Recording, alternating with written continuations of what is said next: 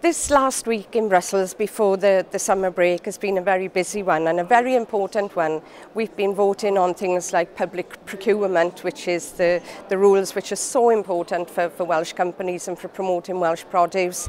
There's been ongoing discussion and voting on the Common Agricultural Policy, on funding, we know how important European funding is for Wales. So it's been a week that's been packed full of issues that we need to resolve in the interests of Wales to ensure that we get our fair share in the future. Of course, the summer break isn't a holiday. We have the Royal Welsh Show and I'll be there with the stand, and I welcome everyone who wants to call in there and see us.